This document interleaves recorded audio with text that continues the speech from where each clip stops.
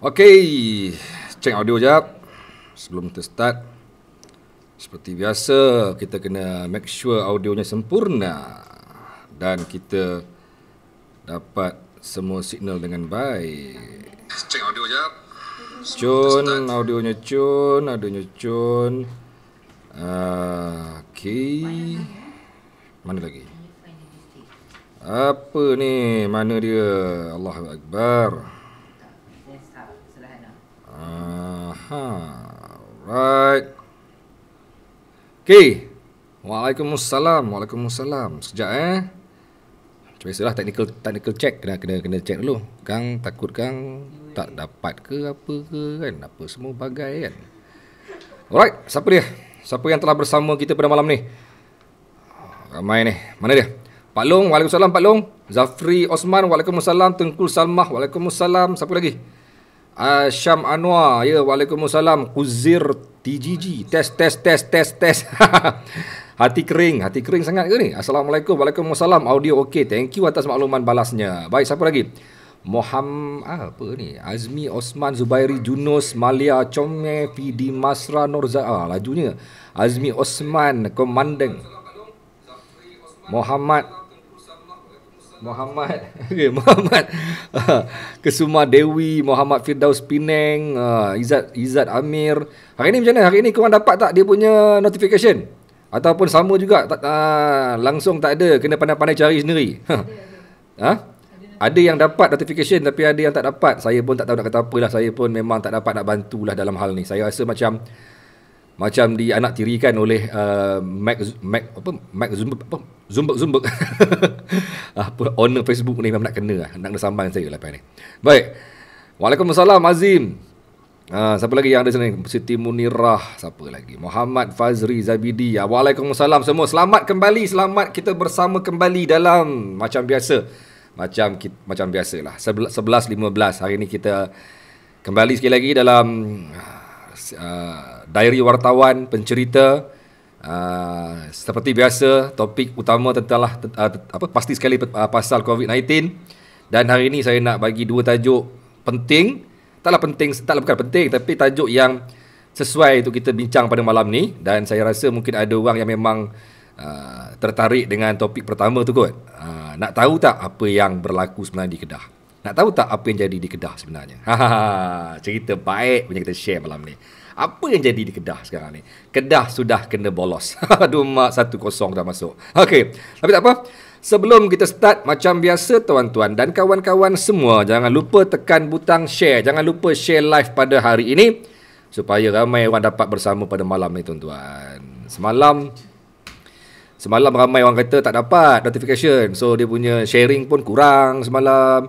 Dia kadang-kadang saya faham tau kenapa dia punya view kurang. Kerana sharing pun kurang. Kerana sharing kurang dan kerana mungkin juga banyak grup yang dah mula block korang kot. Ada yang kata kena block dengan admin group sebab banyak share kerap sangat. Tapi tak apalah. Perjuangan korang terbaik. Okey, baik. Alright. Sebelum kita pergi lebih jauh, sementara menunggu rakan-rakan yang lain masuk, jom saya nak belanja lah. Nak belanja dulu apa hari ni tuan-tuan? Kita belanja bagi doa lah sekejap. Bagi doa dululah. Kita bermula dengan doa lah kan. Orang kata baiknya apa-apa majlis dimulakan dengan doa. Saya selalu lupa nak start dengan doa ni. Baik, kita start dengan satu video simple, video doa yang saya kira mungkin sesuai untuk kita dengar bersama-sama. Tuan-tuan, jom kita hayati satu perkongsian ini. Baik, teruskan.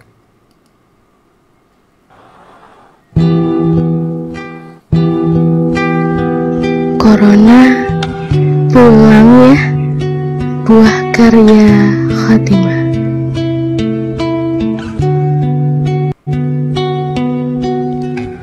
Corona, pulang ya. Kan sudah keliling dunia. Pasti kamu capek. Sudah banyak yang mengenalmu. Sudah banyak yang menggunjingmu. Pulang ya. Begitu banyak pelajaran yang telah kau beri tentang pentingnya menjaga kebersihan, Pentingnya tidak bersentuhan bagi yang tidak muhrim. Bahkan pentingnya untuk berdiam di rumah bersama keluarga.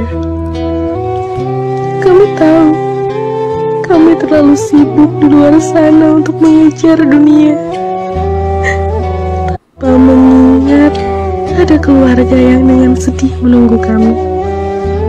Terima kasih atas semua pelajaran yang telah kau beri. Terima kasih telah menegaskan bahwa Tuhanlah yang memegang kendali. Terima kasih. Sebentar lagi kita memasuki bulan suci Ramadan. Kami mohon corona pulang ya, dan jangan kembali. Kami ingin berpuasa dengan tenang. Kami ingin sholat tarawih tanpa rasa takut. Kami ingin berkumpul dengan keluarga. Kami ingin berjabat tangan dengan tetangga. Kami ingin semuanya kembali seperti semula. Masjid yang ramai, bersilaturahmi. Bahkan yang paling menyedihkan adalah Ka'bah yang sunyi karena kau datang. Kami ingin menunaikan haji bagi yang mampu. Kami ingin dunia yang kelam ini berlalu tanpa saling menyalahkan, tanpa saling melempar bumerang, tetapi hanya saling menguatkan dan mengambil pelajaran. Corona, pulang ya. Semoga Tuhan lekas memanggilmu.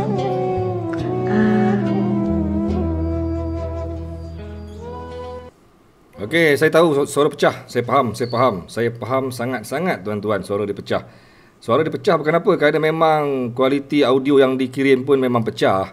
Saya tak boleh nak buat apa-apa dah. Saya tak boleh nak edit apa-apa pun. Dia dah memang dia punya raw dah. Tapi tak apalah. Yang pentingnya ramai orang yang faham kot. Dia ada dia punya teks kan. Tapi tak apalah, kita aminkan, walaupun dia lebih berbentuk puisi, tapi puisi yang terkandung doa dalam dia. So kita meramai aminkanlah. Baik, saya minta maaf kerana kualiti audionya, tapi tak apa. Baik. Ramai yang kata cikgu pacak 1K. Tak yalah, saya pun dah malas tunggu pacak 1K kan. Pacak tak pacak kita jalan je kan. Sebab lately memang saya nampak dia agak slow sikit. Nak dapat 1K tu memang payah gila lah. Tapi tak apa. No hal. Apa yang patut korang buat ialah tekan butang share. Itu saja. Nak bagi dia pacak 1K, kena tekan butang share supaya ramai orang dapat sedar tentang kemunculan live ni. Sebab live ni kadang-kadang dia tak perasan, tak ada notification. That's why menyebabkan orang mungkin tak perasan tentang live yang telah pun bermula pada jam 11.15 malam. Kalau nak ikutnya, senang je nak dapat 1K kan. Sebab dalam grup Telegram pun dah ada 1,000 lebih orang. Jadi confirm yang dalam grup Telegram tu akan join. Tapi kadang-kadang jelah diorang pun tak perasan. Diorang kata diorang scroll dekat saya punya wall pun. Diorang scroll dekat saya punya wall ni, cari. Sampai dekat pukul 12 malam baru nampak. Kan? Jadi apa nak buat? Baik, tak apa. Kita pedulikan 1K. Kita terus saja kepada topik kita pada malam ni tuan-tuan. Kalau habis awal, cepat kita berhenti, senang. Kan? Kita bagi berhenti awal kalau dia habis awal. Okey, baik. Tak payah tunggu 1K. Baik tuan-tuan, hari ini tuan-tuan 22 April 2020, iaitu hari yang ke-8, hari yang ke-8 PKP fasa ketiga. Kita ada lebih kurang berapa hari lagi? Lebih kurang 6 hari sebelum tamatnya PKP fasa ketiga. Dan dikabarkan oleh Ketua Pengarah tadi, Ketua Pengarah kata dalam 4 hari ataupun 3 ataupun 4 hari menjelang tamatnya PKP fasa ketiga, Kementerian akan memberi saranan atau memberi pandangan kepada kerajaan, terutamanya kepada Perdana Menteri, untuk membuat keputusan sama adakah perlunya PKP ini ditambah lagi, dilanjutkan lagi mungkin ke fasa keempat atau fasa-fasa seterusnya. Tapi sebenarnya malam ni saya nak share hint. Lawak terpadam lah. Saya nak share hint, apakah petunjuk baharu PKP akan dilanjutkan. apakah petunjuk baharu yang kita dapat pada hari ini yang mungkin menunjukkan bahawa PKP akan dilanjutkan lagi. Saya tarik beberapa hint daripada sidang media yang telah pun dibuat oleh dua orang, iaitu Datuk Seri Ismail Sabri dan juga oleh Datuk Nur Hisham Abdullah. Okey, pandai-pandai aja tarik dia punya hint. Sedangkan itu bukan hint pun mungkin kan. Tapi kadang-kadang daripada sidang media mereka mungkin ada terkandungnya dia punya hint-hint tu, tuan-tuan. Baik tuan-tuan, kita pergi pada tuan-tuan, hari ni tuan-tuan, 22 April 2020 tuan-tuan, ada berita yang again and again ialah masuk fasa 3 ni, kita dah hari-hari tarik nafas lega. Hari-hari orang asyik hari-hari orang asyik duk lagu tu. Hari-hari. Walaupun sepatutnya tak boleh lah hari-hari macam tu kan. Sebab kalau hari-hari dia rasa tenang, dia rasa nyaman, dia rasa seronok, itu mungkin itu boleh jadi memungkinkan mereka rasa macam PKP ni not problem bagi mereka lagi. Kan? Tak apa, tuan-tuan. 103 tuan-tuan, 103. Mari saya tengok info ni tuan. Info hari ni. Tuan-tuan, info hari ini tuan-tuan. Hari ini tuan-tuan, 103 kes pulih secara keseluruhan. Bagi hari ini. Maaf saya, bagi hari ini. 103 kes pulih menjadikan totalnya 3,452 kes yang pulih dalam negara kita. Dan peratusannya meningkat hari demi hari. Walaupun meningkat cuma 1%, 2%. Yang penting meningkat. Yang penting jangan menurun. Jadi pada hari ini, dia meningkat kepada 62.4%.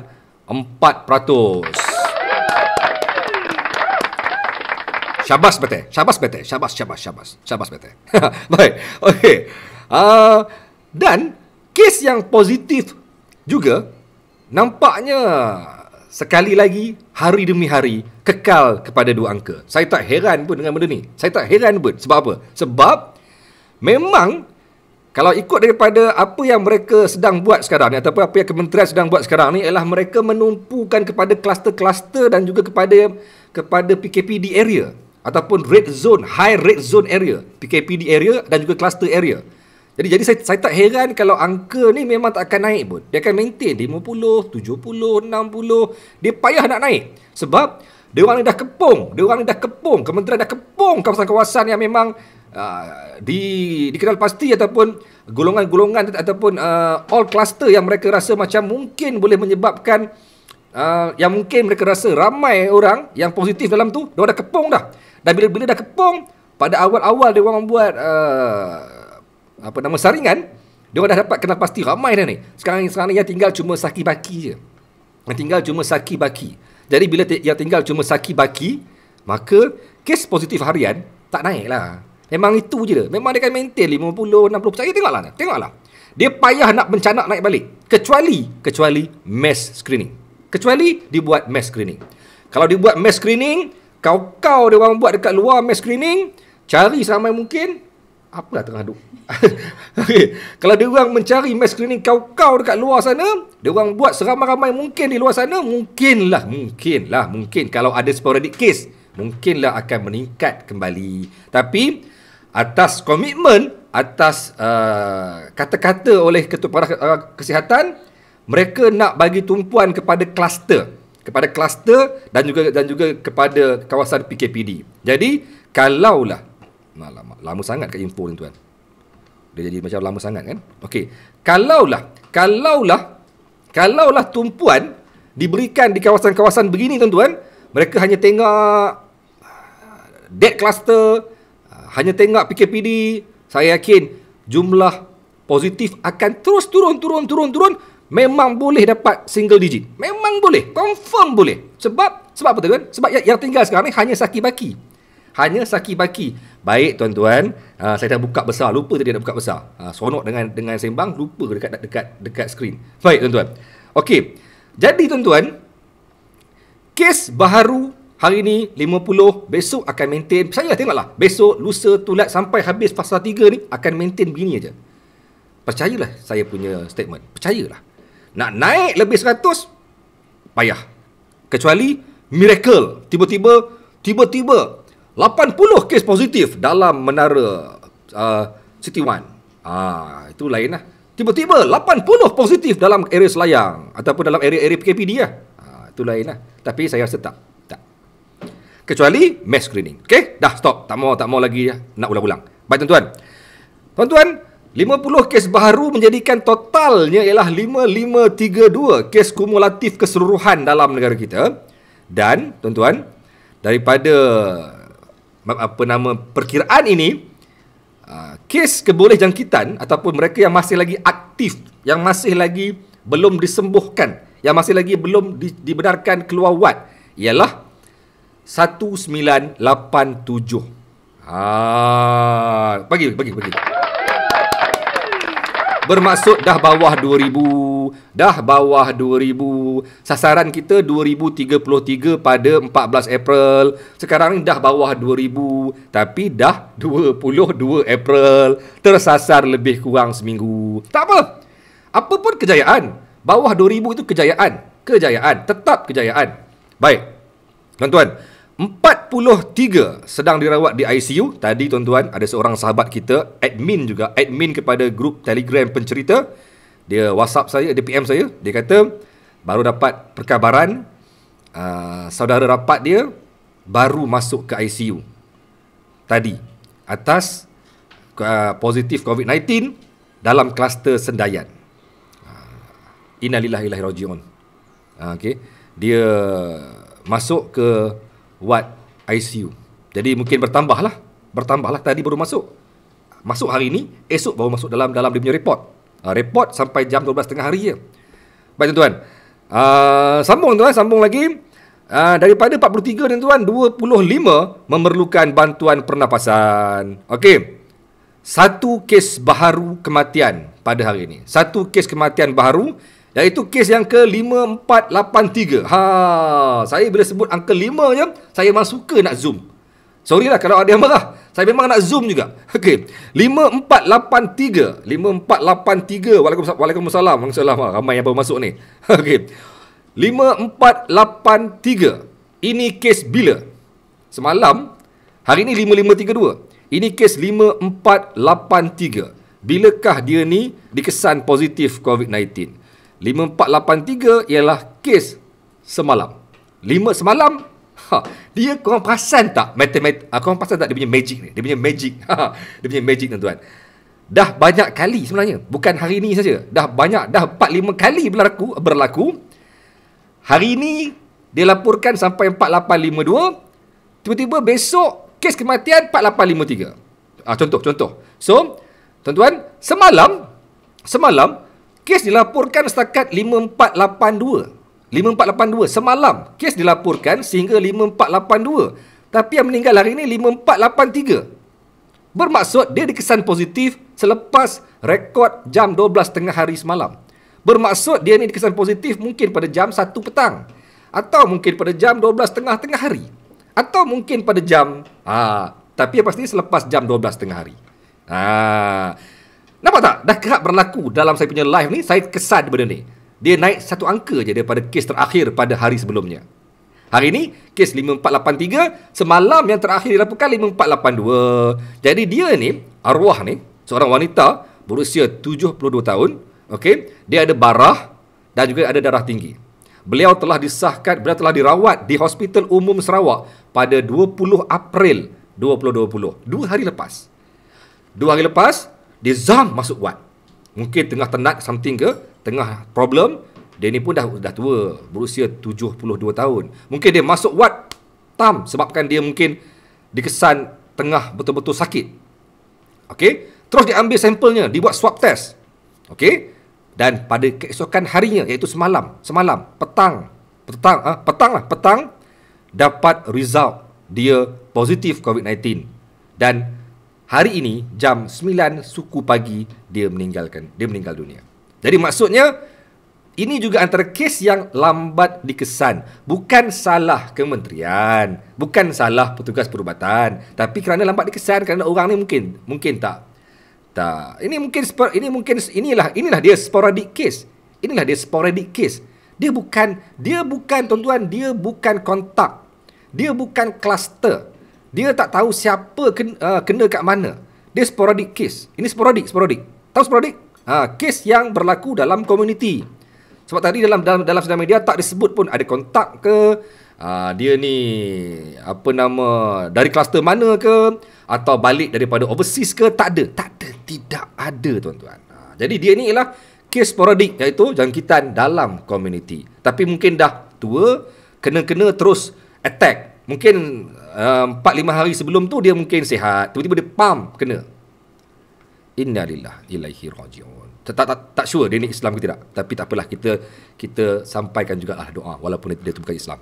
Baik, tak apa. Doa untuk pesakit COVID-19 semua sama rata kita bagi. Tak kira lah Islam ataupun tak Islam. Semua orang berhak menerima doa kita. Baik. Okey tuan-tuan. Settle bab data tuan-tuan. Sekarang kita pergi kepada rumusan sidang media oleh Ketua Pengarah Kesihatan Malaysia. Ramai yang kata dia ni sekarang popular gila. Memang popular gila. Lagi popular daripada Menteri Kesihatan. Dang. Bagi sekali. Okey, baik tuan-tuan. Okey, satu tuan-tuan, rumusan dia. Tuan-tuan, hari ni satu lagi kluster. Tuan-tuan, hari demi hari ada kluster baru. Dia bukanlah kluster. Sebenarnya dia orang ni bukan baru. Dia orang ni dah dikesan dah lama dah. 12 Mac lagi daripada Medah pun dikesan. Dia dikesan pada, maaf saya, bukan 18 Mac pun bukan. Dia dikesan pada 22 Mac. Lama dah. 22 Mac dah pun dikesan, tapi dia dianggap sebagai new cluster.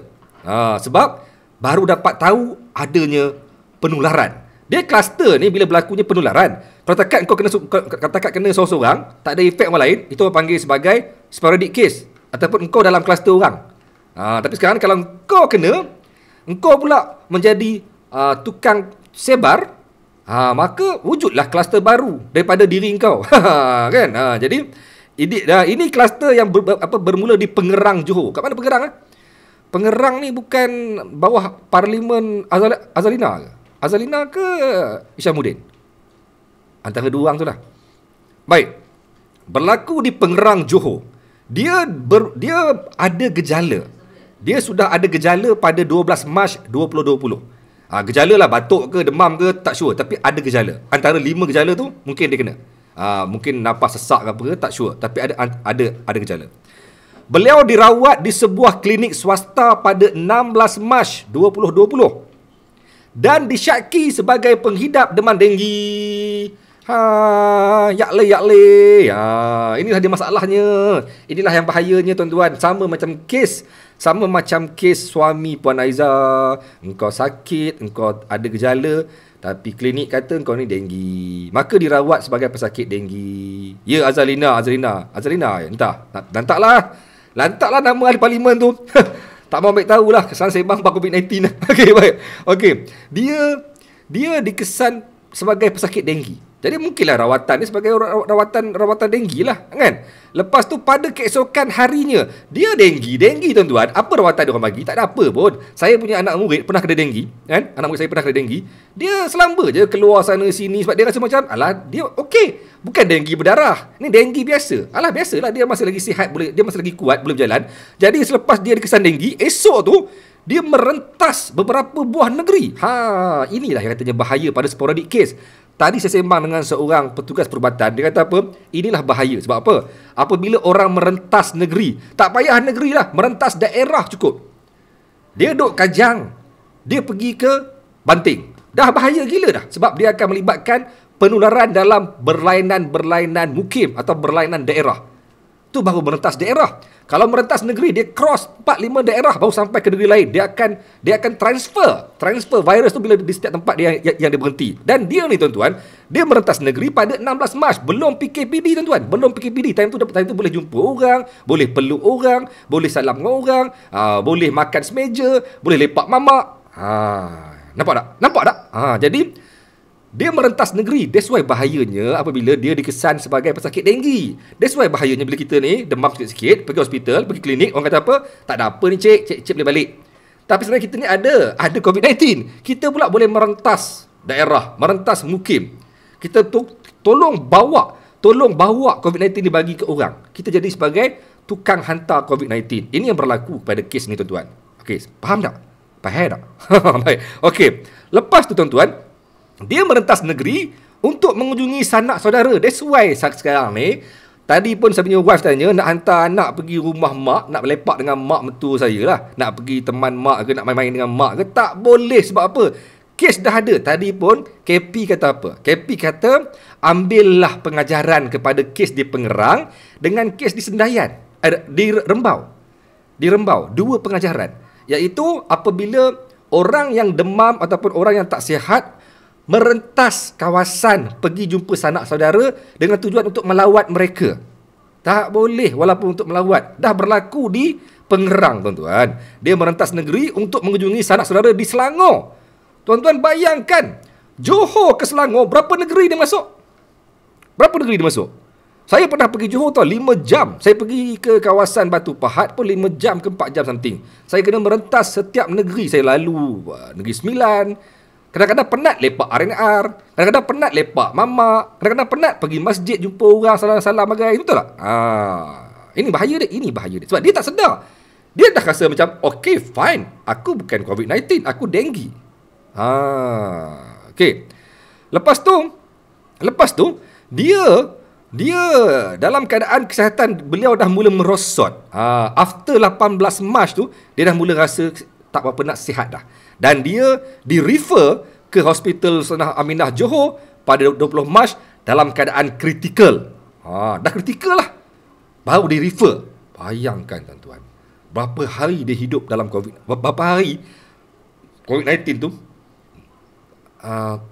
relax, bersarang dengan relax, tak bagi attack dulu. Tiba-tiba 20 Mac terus kritikal terus. Tiba-tiba tadi 18 Mac dia boleh merayau ke Selangor. 18 Mac tengah merayau ni, Johor Selangor merayau. 20 Mac kritikal. Nampak tak cara dia attack? Nampak tak betapa bijak dan smartnya permainan COVID-19 ni tuan. Dia bagi relax dulu, kau tengah ni bam dia attack. Kan? Lepas tu dia disahkan positif pada 20 Mac. 22 Mac baru dikesan positif. Aduh. Dan inilah dia kluster baru. Dan kluster ini telah merebak kepada 15 kes positif. 10 rakan sekerja. Maknanya dia pergi kerja lah. Maknanya dia dah, walaupun dia tak sihat, walaupun denggi, dia pergi kerja. Dan 5 ahli keluarga. Tak? Betul. 5 ahli keluarga. Ahli keluarga kes indeks, termasuk ibu beliau yang berusia 79 tahun. Mak pun kena sekali. Lepas tu, dan anak perempuan berusia 10 tahun. Dah satu anak pun kena.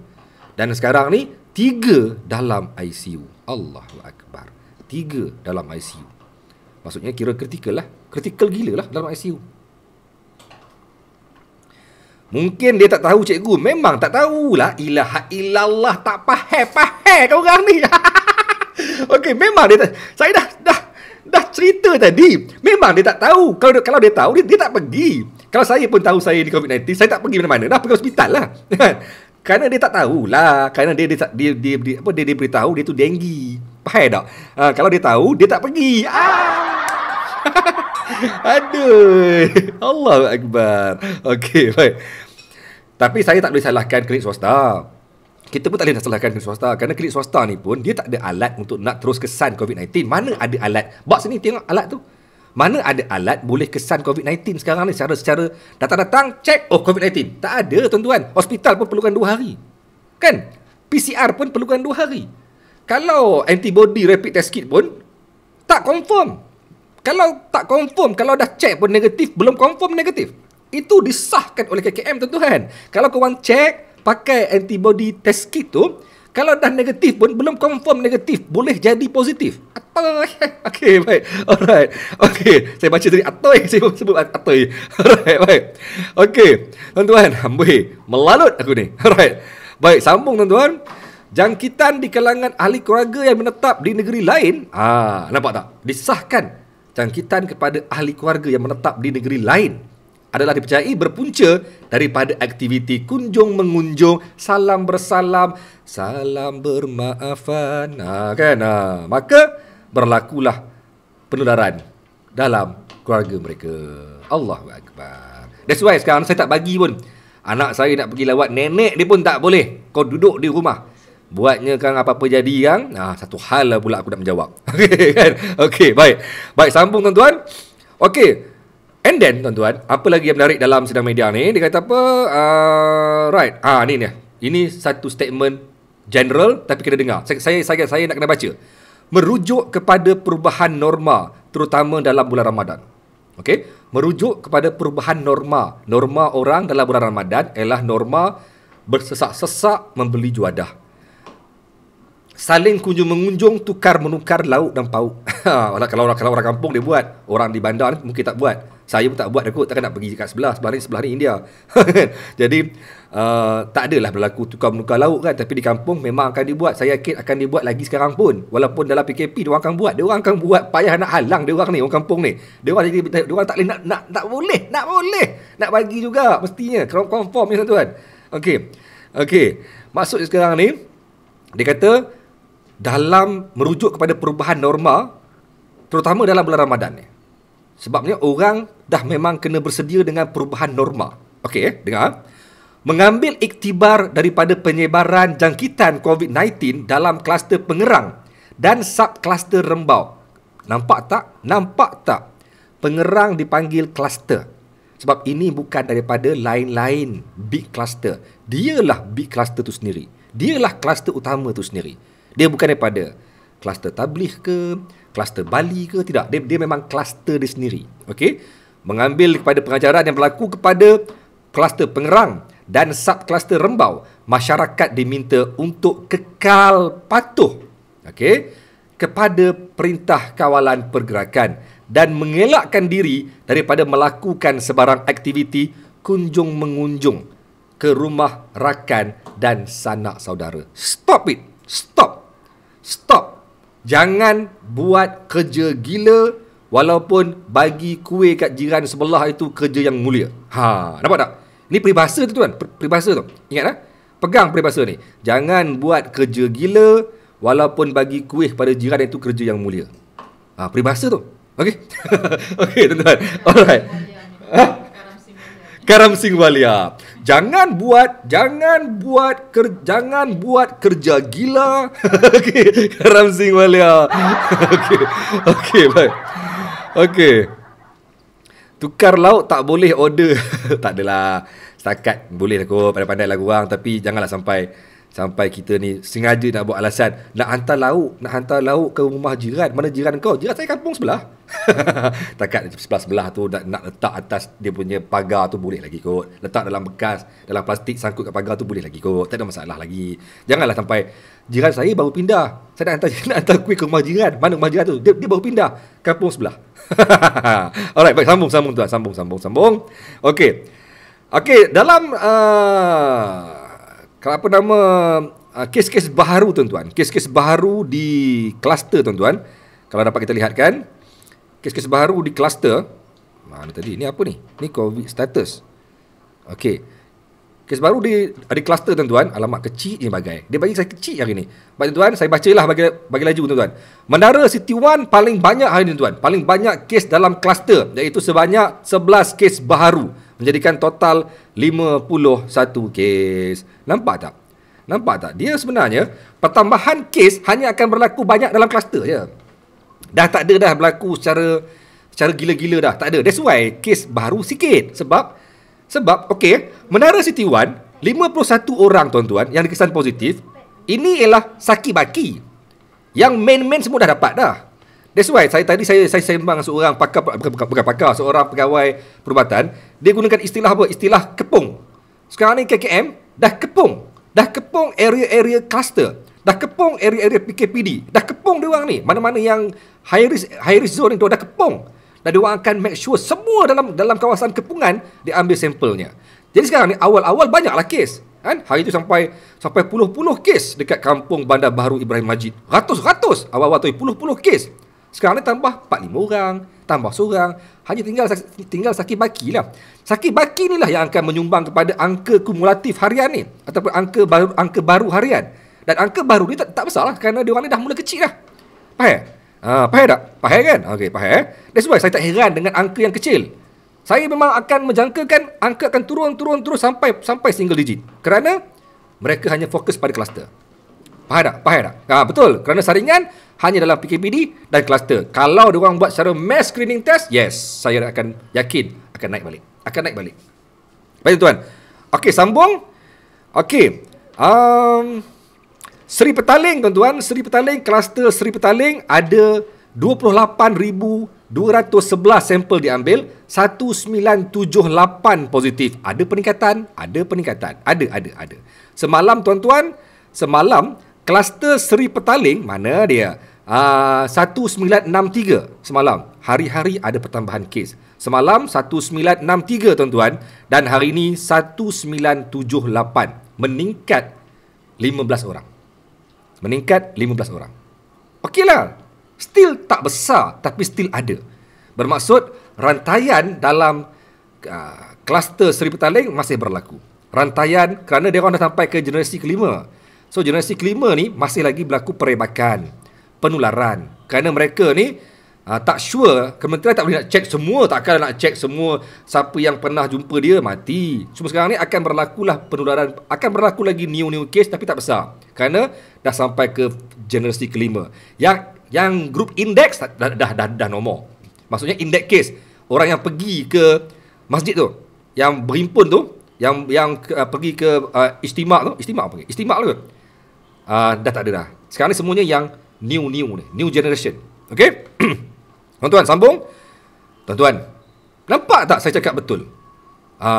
Ayat yang sama ni, nampak tak? Semalam saya gunakan benda yang sama. Nampak tak? Hari ni pun nampak tak? Nampak tak? Baik. Bagi kes tahfiz tuan-tuan, kes tahfiz semalam dilaporkan 13,223, okey, pelajar tahfiz daripada 200 ma'had tahfiz seluruh negara. Hari ini pun sama, iaitu 13,223. Bermaksud memang diorang dah fix dengan angka pelajar tahfiz yang dikesan, yang diorang ada rekod. Sekarang ni saya dapat maklumat daripada sahabat saya, petugas perubatan, ada tim, ada pasukan khas yang ditugaskan untuk pergi ke semua ma'had tahfiz seluruh negara dan dapatkan data mereka, dapatkan maklumat kampung mereka, alamat mereka, nama penuh mereka, dan mereka kena pergi cari 13,000 tu. Kena pergi cari semua 13,000 tu. Dan buat masa ni tuan-tuan, baru dapat dicari 4,647. Bukan. Maksudnya yang dibuat sampel test, screening testnya ada 4,647 dan positif 298. Semalam sama. Tidak ada perubahan. Cuma saya kata, nampak tak yang fokus telah pun diberikan secara khusus kepada pelajar ma'had tahfiz. Mereka diletakkan sebagai kluster sendiri. Independent cluster. Ya ke? Independent cluster. Pada pandai bahasa orang putih aku ni. Okey, baik. Tapi tak apalah. Maksudnya ini sudah mereka mula kesan. Okey, faham? Baik, tuan sambung. Mati tuan-tuan nak cari 13,000. Dah buat 4,000 lebih. Nak cari lagi 9,000. Saya tanya daripada kawan saya tu. Korang nak kena pergi cari ya? Ya cikgu, kena pergi cari ni. Kami kena pergi cari. Kena cari 13,000 tu. Penat kita orang. Aduh, kesian dia orang. Tapi yelah, kita perlulah selesaikan masalah ni. Kan? Tuan-tuan sambung. Okey. Menara City One tadi dah sebut tambah 11. Total 51. Lepas tu Selangor Mansion tiada kes baru. Melayan Mansion tiada kes baru. Masjid India, nampak tak? Sebab dah banyak dikesan. So saki-baki tak ada dah. Kalau ada pun selepas hujung incubation period. Faham tak? Hari ni diorang buat tak ada. Tapi kalau buat PCR, adalah. Kalau buat pakai, tapi sebenarnya disahkan juga oleh Kementerian Kesihatan. Kalau buat PCR sekalipun, sebenarnya belum confirm 100% betul. Maksudnya, that's why orang yang selesai ataupun orang yang pulih daripada COVID-19 di hospital, apabila dia pulih, dia dah sihat, bila buat PCR test, dia sihat, dia negatif, belum boleh dianggap sebagai sihat. Sebab selepas sihat tu pun 13 hari lagi mereka kena check balik. Sebab dia ada incubation period dia. Kadang-kadang hari ni dia test tak ada. So bagi orang yang macam dekat kawasan yang macam berisiko tinggi ni, mungkin saya percaya dia orang akan buat. Kalau sihat sekalipun, dia belum confident ataupun belum confirm sihat sepenuhnya. Dia kena buat pula sampel screening yang kedua pula pada hari ke-13. Nampak tak? Okey tuan-tuan, sambung. Masjid India tak ada kes, Bandar Baru Ibrahim Majid pun tak ada kes, Kampung Sungai Lui juga tiada kes, Pasar Borong KL juga tiada kes. Okey, tapi ada 28 kes sebelum ni, 1 kematian. Petugas kesihatan Kuching 10 kes baharu. Melonjak kepada 50 kes total. Gereja di Kuching tambah 7, 146 total. Kejuruteraan Kuantan bertambah 3 kes, total 61. Madrasah Sungai Salan tambah 3 kes. Kluster Itali tambah 1. Madrasah Air Membau tambah 1. Dan pelajar yang pulang dari pesantren. Ada pula kluster pesantren, kluster pelajar pulang dari pesantren. Tambah 1 kes, menjadikan dia total 55 kes. Dan kluster eksekutif. Kluster eksekutif, kluster VVIP lah ni kot. Kluster eksekutif. Bukanlah VVIP, kluster eksekutif lah. Kluster eksekutif, tiada kes baru. Tuan-tuan. So, itulah dia dari segi data dalam kluster, tuan-tuan. Now kita sambung sikit lagi. Nak habis dah, bukan nak habis, panjang lagi rupanya. Tak apa, kita pergi mana yang perlulah. Hari ni pun sama tau. Hari ni pun KP cakap cukup panjang. Semalam 45 minit, hari ni dia cakap 47 minit, tuan-tuan. 44 minit. Panjang jugalah. Dia tengah in mood lagi ni. Dia tengah in mood lagi. Baik, tuan-tuan. Sambung, tuan-tuan. Okey, ada wartawan tanya, Datuk, Perlis sekarang ni dah pun nampak gaya. Perlis dah sampai hari ke berapa 8 ke 9 hari berturut-turut zero kes. Zero kes Perlis. Berturut-turut. Jadi adakah Perlis ni dah sedia untuk dibuka sebagai negeri hijau? Okey, so jawapan dia simple ya. Kan? Memang dalam proses, memang kementerian dalam proses untuk menilai, untuk melihat. Tapi sebenarnya untuk diisytihar sebagai negeri hijau bukan sekadar tengok sampai 8-9 hari, tuan-tuan. Dia kena tengok zero case. Saya ulang, zero case dalam Perlis selama 14 hari. Zero case. Bukan kes baru tau. Bukan kes baru, tapi zero case, termasuk kes yang dalam ward clear. Ini saya difahamkan, dimaklumkan oleh pasukan perubatan sendiri. Cara untuk menilai ialah melihat kepada zero case, termasuk kes yang dalam rawatan. Bermaksudnya 14 hari tidak ada langsung kes dalam kawasan ataupun negeri itu, baru diisytihar sebagai kawasan hijau. Mana boleh. Perlis saya rasa masih ada lagi kes. Masih ada lagi kes yang sedang dirawat, yang belum lagi pulih, tuan-tuan. Jadi, tuan-tuan, inilah dia. Kerana itulah Perlis belum lagi layak diisytihar sebagai zon hijau. Okey, baik. Sambung. Perlis memang tak ada kes dah, betul. Tapi masih ada kes yang sedang dirawat. Tu kena faham. Baik, tuan. Sambung. Tapi selama 14 hari, 14 hari, bukan sehari, bukan 4 hari. Bukan 9 hari, 14 hari. Baik, tuan. And then, tuan-tuan, okey. Sambung, tuan-tuan. Okey, ada soalan lagi pasal 8 pakar perubatan dari China. Adakah mereka tu melalui proses yang sama, iaitu dibuat swab test semua dan juga dikuarantin? Tidak sama sekali, tuan-tuan. Tidak dikuarantin, hanya diambil swab test dan disahkan mereka tu negatif. Mereka juga pernah dibuat swab test di China sebelum datang ke sini. Dekat China dah buat swab test, sini buat sekali lagi. So mereka juga dikatakan tidak ada kontak dengan orang yang positif. So mereka ni kiranya bukan PUI lah. Okey, tapi saya difahamkan, saya diberitahu oleh rakan-rakan perubatan yang menguruskan penerbangan masuk dari luar negara. Semua dari luar negara, walaupun tidak ada kontak, walaupun tidak ada kluster-kluster, tetap dianggap sebagai PUI, Person Under Investigation. Itu arahannya. Siapa yang balik dari luar negara walaupun tidak ada kontak, tetap dianggap sebagai PUI. Jadi ada sedikit double standard lah kat sini, tuan-tuan. Double standard lah. Kenapa 8 orang ni tidak dipanggil PUI? Mereka hanya diambil swab test dan mereka dibenarkan untuk terus berlegar dalam negara.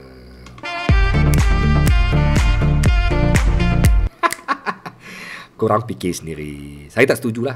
Sebab ada double standard kat sini. Ada double standard kat sini.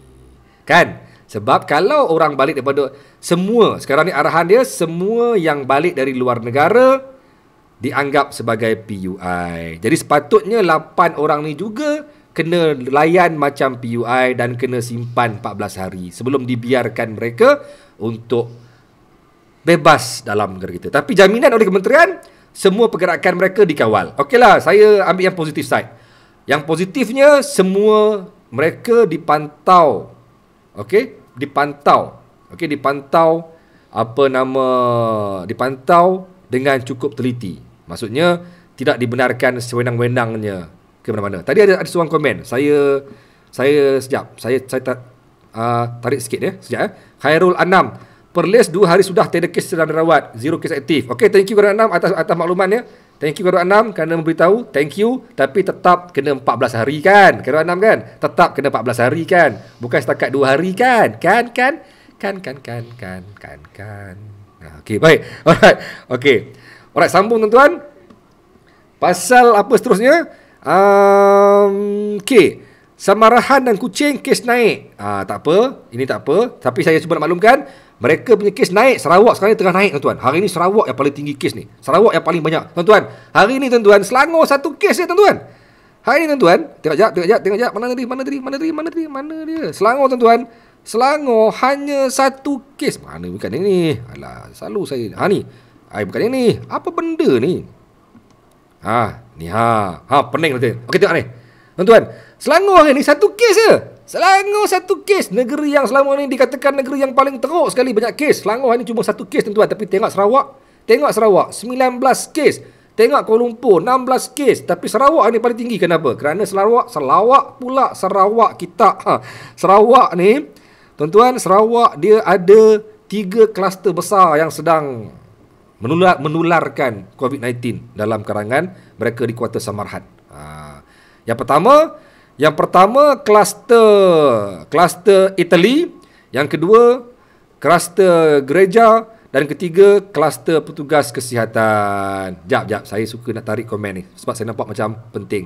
Tak boleh ya, sekejap Positif lah cikgu, dia orang dipantau oleh KKM, ada orang bukan datang nak melancong kat sini, ada tujuan dan matlamatnya. Thank you Elmizan. Betul. Saya juga tadi sebut, saya setuju kerana mereka dipantau dengan sepenuhnya oleh kementerian. Cuma sepatutnya juga mereka juga diberi kuarantin seperti orang lain. Sepatutnya itu pendapat saya, kan? Itu pendapat saya. Pendapat anda juga diraikan, tak ada masalah. Okey, baik. Alright. Baik, sambung. Okey.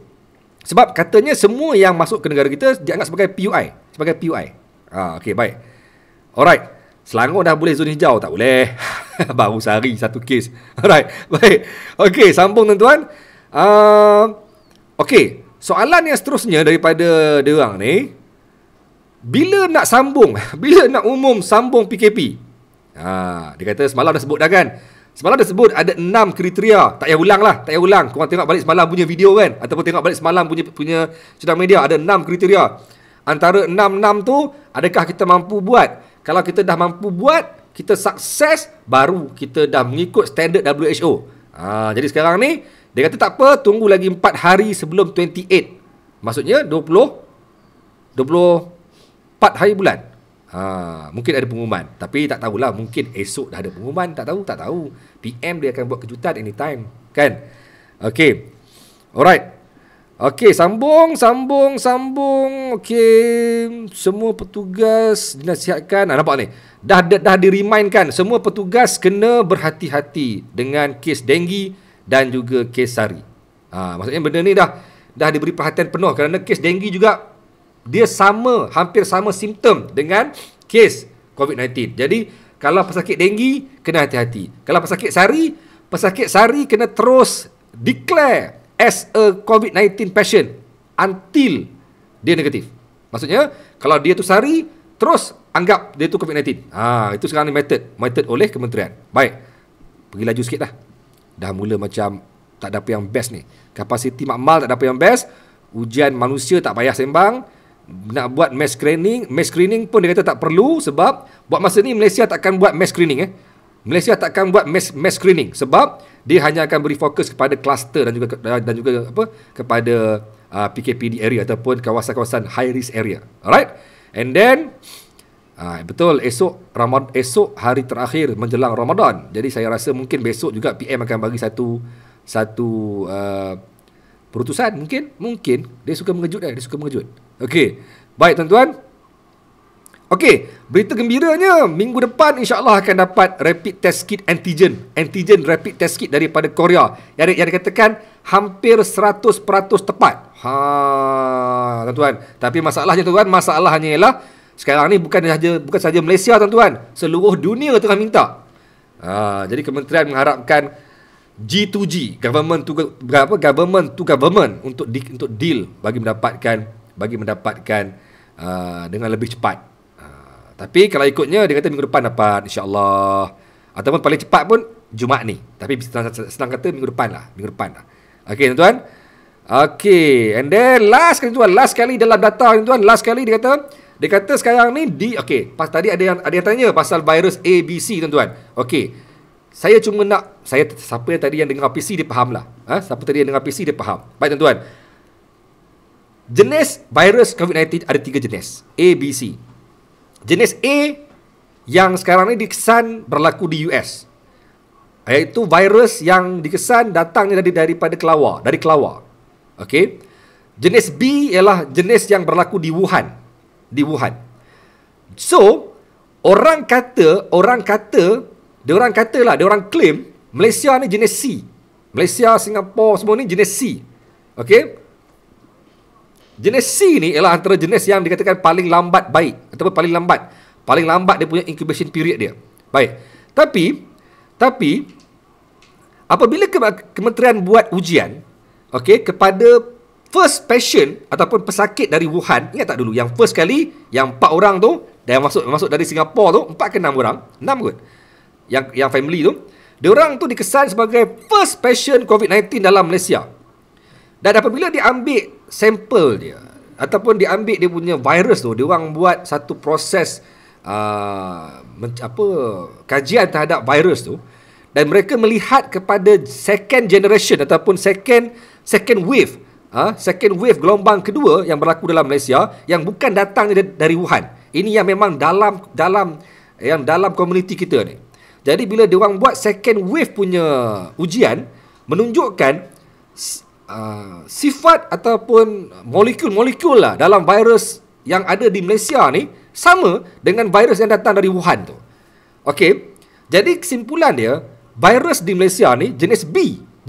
Tapi tuan-tuan, disebabkan sekarang ni virus COVID-19 dah bersifat pandemik dan ramai sekarang ni yang dapat daripada import case, macam dari US pun ada, dari Italy pun ada, dari merata-rata daripada Indonesia pun ada. Jadi sekarang ni apabila sudah banyak sangat kes-kes import yang berlaku dalam Malaysia yang masuk dari luar negara, okey, maka boleh dikatakan dalam Malaysia sekarang ni is not only B, tapi sekarang ni dalam Malaysia sudah mungkin ada A, B dan C. Kerana dia datang daripada pelbagai negara. Bukan lagi berlaku dalam komuniti, tapi berlaku juga daripada pelbagai negara. Okey? Faham tak? Okey, saya petik je seorang ni, Mat Zulhaimi. Kata nak sembang pasal ekonomi, sabar. Petik nak jawab tu je, sabar. Okey, alright. Okey, jadi kesimpulan yang Datuk KP sebut ialah kes dalam Malaysia ni, virus dia jenis A pun ya, B pun ya, C pun ya.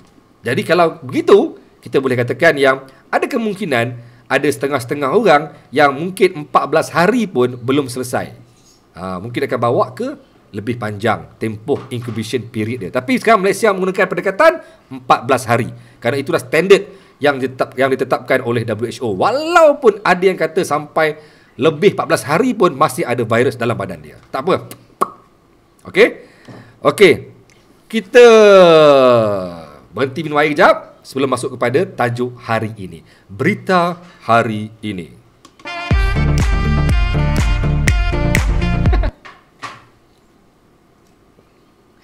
Marah ke Zulaimi? Sorry. Okey. Saja melawak. Korang melawak saya boleh, saya melawak korang tak boleh ke? Ya, ye. Alright. Okey. Baik tuan-tuan, sambung dengan tajuk hari ini tuan-tuan. Tajuk pada bila hari ni? 22 April. 22 April 2020. Jom tengok tajuk hari ni tuan. Tajuk pertama, nak tahu apa yang berlaku di Kedah? Jeng jeng jeng jeng jeng jeng jeng jeng jeng jeng jeng jeng jeng jeng. Tuan-tuan, baru nak seronok kan? Baru nak kata Kedah ni bakal jadi negeri hijau. Dah hijau lama, dah hijau kuning. Kedah pantang kalah, walau sakit jatuh dan rebah. Hari ini tuan-tuan, satu kes mencalarkan rekod bersih Kedah selama beberapa hari. Saya tahu pasal ni sebelum KP umumkan. Ketua Pengarah belum lagi buat sidang media, saya dah tahu dah pun. Saya dah tahu dah, tengah hari dah tahu dah. Dah tahu dah ada kes baru akan masuk dalam Kedah pada hari ini. Saya dah tahu dah satu kes akan mencalarkan Kedah sebelum sidang media. Tapi saya tak mau sahkan, saya tunggu sampai sidang media. Betul, satu kes mencalarkan Kedah, rekod bersih Kedah, dan menyebabkan Kedah, tuan-tuan, kenapa bahayanya satu kes ni tuan-tuan? Kerana dia masuk hari ni, dia akan keluar 14 hari lagi. Paling cepatlah 14 hari lagi baru keluar kan. Paling cepat 14 hari lagi baru keluar. Selama 14 hari ni, dalam rawatan Kedah akan ada satu orang pesakit. Walaupun yang lain dah keluar, kalau yang lain dah keluar sekalipun, seorang ni memerlukan 14 hari untuk dipulihkan tuan-tuan. Okey. Kesimpulan dia, 14 hari Kedah tidak boleh digelar green area. Sebab apa? Sebab masih ada seorang dirawat. Green area, dia kena kosong. Kena perfect. Green area. Kalau ikut standard lah. Standard yang disebut oleh kementerian sebelum ni. Jadi, Kedah mungkin berputih mata. Mungkin berputih mata untuk melihatkan green zone diisytiharkan dengan lebih cepat. Kerana satu kes ni tuan-tuan. Tapi sebenarnya, jom kita share pasal apa yang berlaku di Kedah. Sebenarnya, agak unfair untuk Kedah menerima nasib malang ni. Agak unfair. Kerana kes yang berlaku di Kedah pada hari ini bukan kes dalam komuniti Kedah. Ini bukan orang Kedah yang kena jangkitan. Tapi orang Kedah yang menanggung dia punya, mana lagu sedih? Mana lagu sedih? Okey. Tapi orang Kedah yang kena menanggung dia punya keadaannya tuan. Ini bukan permintaan mereka tuan-tuan. Ini bukan permintaan mereka. Ini juga bukan kehendak mereka tuan-tuan. Tapi sekarang tuan-tuan, sekarang ni orang Kedah terpaksa menanggung satu situasi yang dibawa daripada luar tuan-tuan. Mereka tak minta semua ni tuan-tuan. Mereka tak minta. Diorang sebenarnya dah rasa diorang dah buat yang terbaik. Kedah dah patuh dengan PKP dengan cukup baik tuan-tuan. Nak pergi ke sana sini tak boleh. Mereka nak daripada Jitra nak pergi ke Alostar pun tak boleh tuan-tuan. Disekat dan dihalang, walaupun Jitra dengan Alostar hanya sekitar Kajang dan KL saja tuan-tuan. Okey. Alright. Tiba-tiba sedih pula. Okey, tuan-tuan, shortcut, pendek cerita. Tuan-tuan, kes di Kedah hari ini ialah kes yang berlaku daripada seorang yang baru balik dari Thailand. Saya tak mau detailkan apa yang berlaku pada orang ni kerana dia agak sensitif isunya. Tapi orang ini, dia masuk ke Kedah dengan keizinan immigration kerana ada sebab. Apa tu? Bunyi ke? Tak, wife suruh saya buat ni. Apa? Untuk apa? Tak, double chin lah. Saya double chin. Double chin. Wow. Okey. Okey tuan-tuan. Dah kacau dah. Okey. Tuan-tuan, dia ni passion ni ataupun pesakit COVID-19 ni, dia masuk ke Malaysia pada 20 hari bulan. Hari ni dia berdua kan? Okey. Dia masuk atas keizinan, atas sebab-sebab khas. Sebab-sebab khas yang saya tak boleh nak detailkan. Sebab dia benda ni agak, kalau saya sebutkan, saya mungkin boleh didakwa atas alasan berkongsi dengan maklumat yang sulit. Tak boleh. Cuma saya bagi secara sama-sama lah. Cuma nak beritahu, pesakit ini balik dari Thailand. Okey. Dia masuk ke sempadan negara kita pada 20 hari bulan. Dan memang masuk dengan izin. Memang dia layak masuk pun. Memang dia boleh masuk. Tapi tuan-tuan, bila dia masuk ke sempadan, dia diambil saringan swab test. Dia diambil swab test. Bila dia buat swab test, okey, lepas swab test, barulah mereka proses dia punya dokumen-dokumen. Time tu, kerana orang ini ada ada sebab-sebab istimewa yang berlaku di Thailand, maka ramai orang yang bertanya tentang pengalaman dia, tentang sejarahnya, tentang apa yang berlaku di Thailand, apa yang berlaku pada dirinya. So, soal jawab yang panjang lebar, yang kerana mungkin orang teruja nak dengar cerita dia. Jadi, petugas-petugas keselamatan yang lain teruja mendengar cerita dia. Time tu tuan-tuan, time tu dia orang mungkin ada yang pegang dia punya pasport, pegang beg dia ke apa ke something ke kan. Orang yang ambil saringan memang pakai PPE, tapi tuan-tuan, immigration tak pakai, polis tak pakai, semua yang lain-lain bidang tak pakai. Tapi dia orang ni excited bersembang dengan dia sebab dia ni ada benda yang menarik yang dia nak share pengalaman dia di Thailand. Jadi tuan-tuan, selepas dia selesai urusan di sempadan, di tempat saringan, dia dibawa terus ke tempat kuarantin di Alostar. Sampai ke Alostar pada 20 hari bulan, 21 hari bulan, iaitu semalam, dia positif, tuan-tuan. Positif, tuan-tuan. Dia positif. Dan apabila dia positif, bayangkan betapa kalut dan betapa paniknya petugas-petugas di sempadan. Dah mula macam, alamak, aku semalam sembang ni lama tak? Aku semalam salam ni tak? Aku semalam pegang tak dia punya pasport? Aku semalam, dah mula panik. Sebab mereka bersembang dengan dia agak lama. Kerana cerita dia tu cerita menarik. Saya tak mau share apa yang berlaku kat dia, tapi mungkin ada orang perasan cerita dia pernah disiarkan dalam akhbar. Orang bertanya dengan dia macam-macam ni. Jadi bila bertanya ni, sonok bersembang. Jadi sekarang ni mereka dah mula panik. Tadi rakan-rakan petugas yang di sempadan share dengan saya, dia orang kata dia orang kat sana dah mula macam, aku semalam ada tak? Engkau ada tak? Dah mula cari siapa yang ni.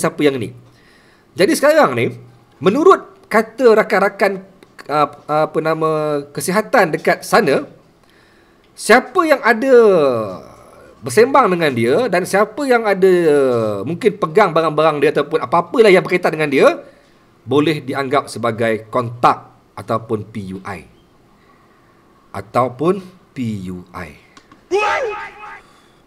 Dan inilah yang saya kata tadi, agak kesian pada Kedah sebab dia ni bukan kes dalam Kedah. Dia dijangkiti di Thailand. Dan sekarang dia ditempatkan di Hospital Sultanah Bahiyah di Kedah, di Alostar. Dan sekarang Alostar mencatatkan satu kes baru pada hari ini. Kes baru dicatatkan dalam daerah Kota Star. Naya orang Alostar. Orang Alostar ni dia siapa pula yang kena ni? Kenapa Alostar? Aku rasa Alostar dah clear dah. Kenapa siapa pula yang kena ni? Nampak tak? Jadi cara perekodan data juga saya rasa perlu diperhalusi balik. Sebab ini bukan kes dalam Kedah, tuan-tuan. Ini kes import yang dia ni tak jumpa pun awal kampung dia. Tapi yelah, sekarang ni yang berbahaya, yang berisiko tinggi, mereka yang ada kontak dengan dia dekat sempadan. Tuan-tuan, isu sempadan. Kerana itulah Datuk Nur Hisham Abdullah menekankan, hari-hari ditekankan, cara nak selesaikan masalah COVID-19 yang paling Yang nombor 1 ialah kawalan sempadan. Kedua baru pergerakan. Ketiga baru pergi yang lain-lain. Yang pertama ialah kawalan sempadan. Datuk Nur Hisham sentiasa tekan benda ni. Korang perasan tak? Saya tahu, saya kesian dengan Datuk Hisham. Dia sentiasa menitik beratkan perkara ini. Tapi saya nampak benda ni tidak dilaksanakan secara sukses. Ini bukan salah Datuk Hisham. Datuk Hisham, I salute you. KKM telah bagi guideline, telah bagi SOP. Tapi mungkin pelaksanaannya tidak sempurna. Yang kes passion ini pun, dia bukan salah. Dia tak pakai kabel pun. Tadi saya baca ada orang kata, pakai kabel ke? Tak. Dia tak pakai kabel pun. Dia memang dah berhak masuk. Sebab dia ni ada special case yang dia berhak masuk. Kalau saya ceritakan kurang habis kan. Tak boleh lah, salah lah saya cerita. Cuma dia memang ada special case. Dan dia berhak masuk. So sekarang ni, apabila dia masuk, kerana special case itulah menyebabkan sekarang ni orang lain mungkin terkesan sama. Kita doakan semoga petugas-petugas di sempadan tidak terkesan. Tuan-tuan, sempadan Bukit Kayu Hitam ada berapa banyak dia punya enforcement, tuan-tuan.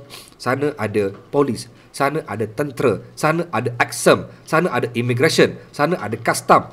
Macam-macam agensi ada kat sana, tuan-tuan.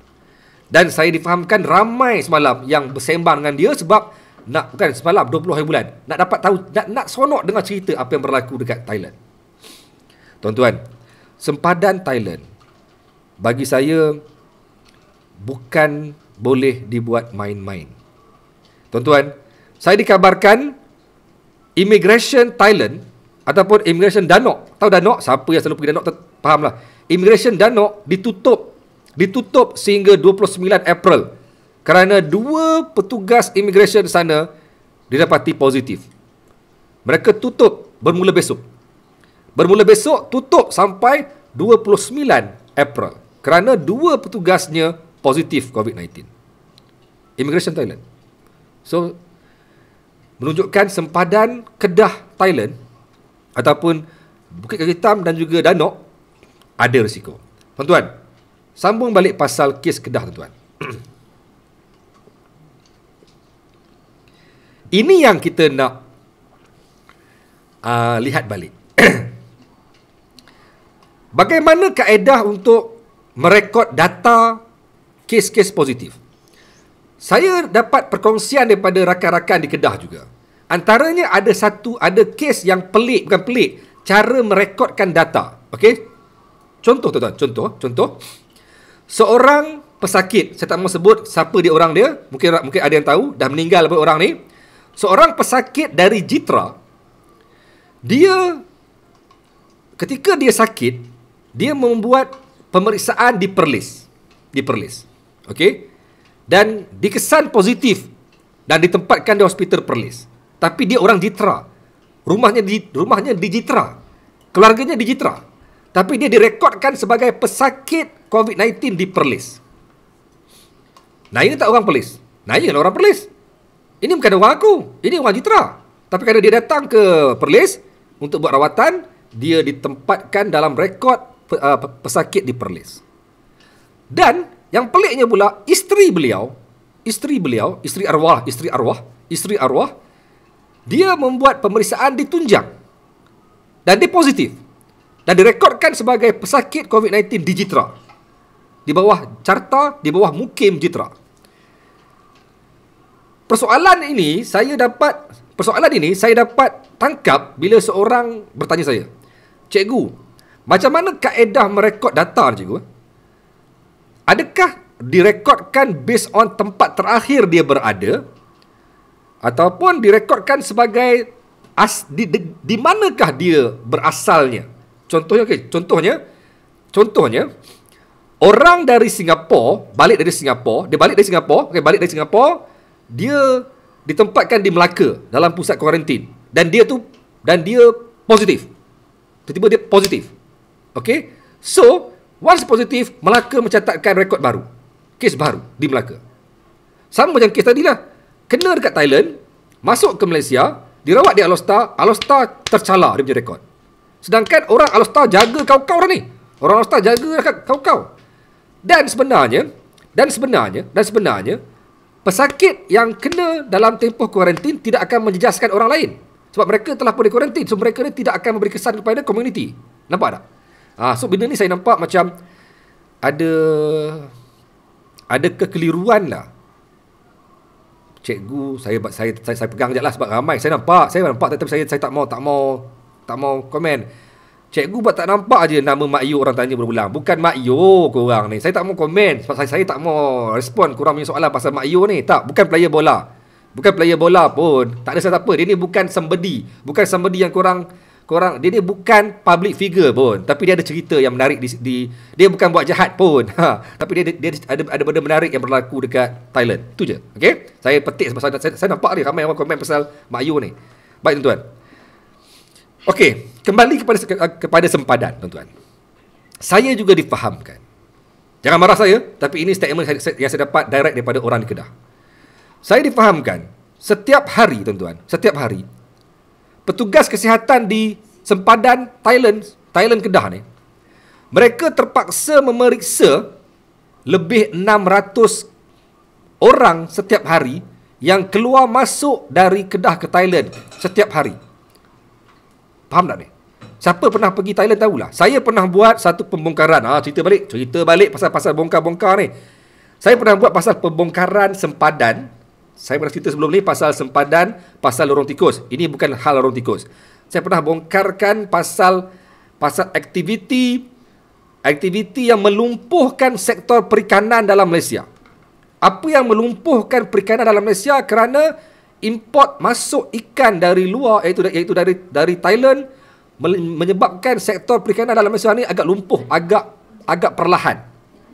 Okey, saya pernah buat dengan LKIM, Lembaga Kemajuan Ikan Malaysia. Saya bongkarkan, saya pergi ke sempadan, saya tengok macam mana aktiviti membawa masuk ikan dari Thailand ni tuan-tuan.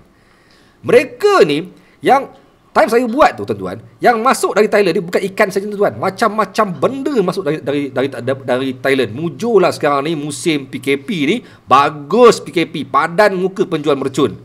Tak ada can dah nak masuk mercun. Tapi saya tahu orang yang bawa masuk mercun bukan time sekarang. Mercun dah bawa masuk bulan 1 lagi tuan-tuan. Saya tahulah benda tu. Bulan 1 lagi dah habis mercun dah. Walaupun raya bulan 8 atau raya bulan 6. Tak apa, stop hal mercun.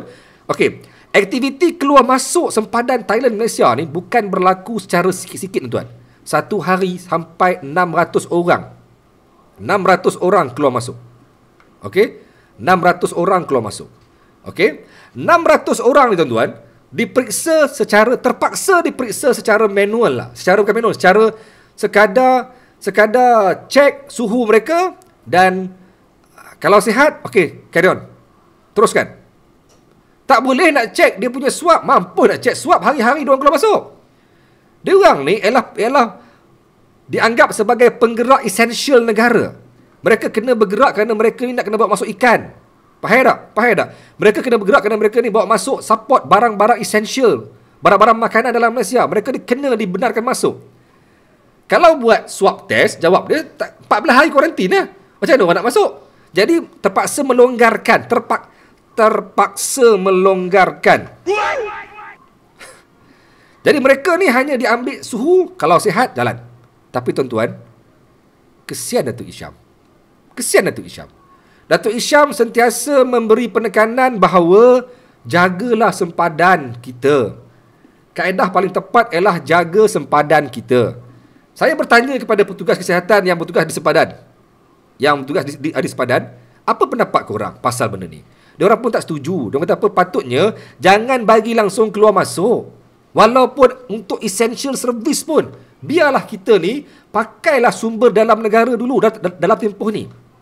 Tapi sekarang ni mereka tak ada pilihan kerana mereka perlu membenarkan aktiviti keluar masuk ni berterusan juga. Faham tak? Yang diambil swab test hanya yang masuk daripada Thailand sebagai pelancong ataupun sebagai orang Malaysia yang balik. Buat swab test, kuarantin 14 hari. Tapi yang keluar masuk hari-hari ni, apa jadi? Diorang balik ke rumah, berjumpa kawan-kawan, berjumpa keluarga sebagainya. Maaf saya, mungkin tak jumpa dengan kawan-kawan, jumpa dengan keluarga sebagainya. Besok diorang masuk balik ke Thailand. Jumpa pula orang-orang di Thailand. Dia berbeza dengan kemasukan barang-barang kargo di airport, tuan-tuan. Dekat airport, barang sampai, dia bawa turun barang, dia terus transfer ke dalam lori jalan. Tapi ni sekarang ni melibatkan orang, melibatkan tubuh fizikal yang keluar masuk, tuan-tuan, sempadan. Dia ada beza. That's why pengawalan sempadan ataupun pengawalan aktiviti pergerakan sempadan dekat melalui pintu udara lebih mudah daripada pintu darat. Sebab aktiviti ni masih berlaku. Tak percaya tanya orang Kedah. Tak percaya tanya orang Kedah. Masih berlaku. Kebenaran masih lagi diberikan untuk mereka ni keluar masuk kerana mereka ni essential service. That's why sekarang ni, dalam tempoh sekarang ni, that's why mana lebih utama antara ekonomi atau ketegasan dalam PKP untuk untuk mempertahankan kesihatan dan keselamatan negara? Mana lagi utama? What is your priority? Kang, saya sambung dalam bab ekonomi. Kerana ekonomi juga ada sambung sikit pasal ni. Saya bukan nak blame kerajaan. Saya cuma nak kita tengok secara serius benda ni. Nampak tak? Okey, Azmi Osman. Sama juga lori JB ke Singapura. Nampak tak? Mereka ni melibatkan fizikal, tuan-tuan. Singapura tengah dalam keadaan yang bahaya. Singapura tengah jadi kawasan panas sekarang ni. Kalau setakat cek suhu, saya tak payah ulang lah. Dah cakap banyak kali dah. Suhu tak menjamin, tak menentukan apa-apa pun sama ada orang tu positif ataupun negatif. Kalau suhu tengah panas pun belum confirm positif. Suhu tengah sejuk gila pun boleh confirm negatif. Kan? So benda ni saya harap nanyalah orang Kedah. Orang Kedah tengah nak tak boleh. Orang Kedah tak boleh nak ni sebab apa? Sebab sekarang Kedah tengah berdepan dengan situasi macam ni pula.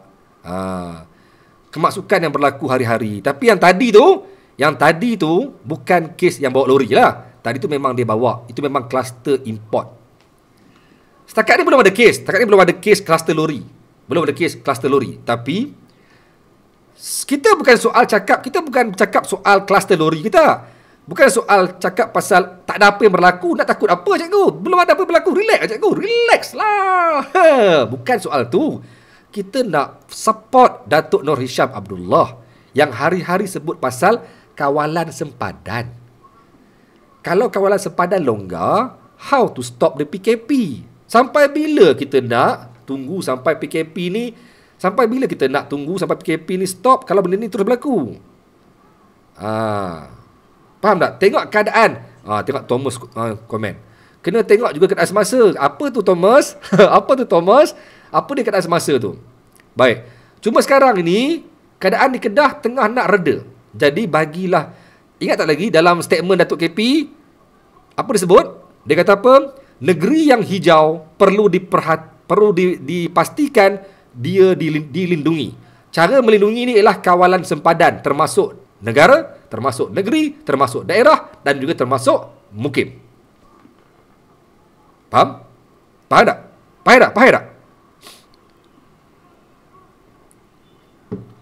Alright. Okey, sambung topik kedua, tuan-tuan. Tapi apa pun, saya percaya kita mampu untuk masih lagi meneruskan kehidupan dengan kemampuan pembekalan makanan dalam negara. Saya pernah interview dengan seorang pakar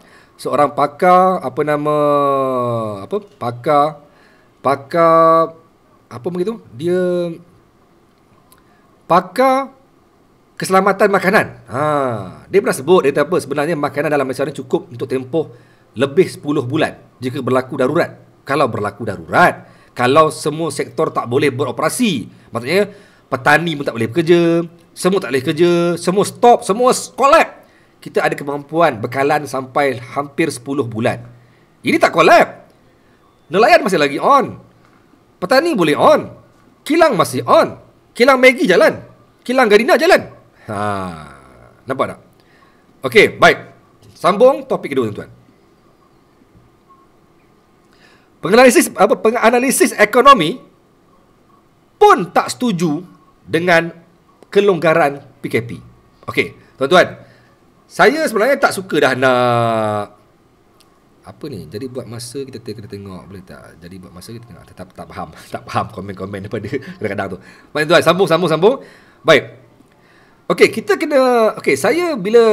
Siapa yang masih ingat, saya sebenarnya dah malas nak sembang sangat pasal apa yang diumumkan oleh MITI untuk membuka pelbagai industri. Tak apalah, benda dah berlaku pun.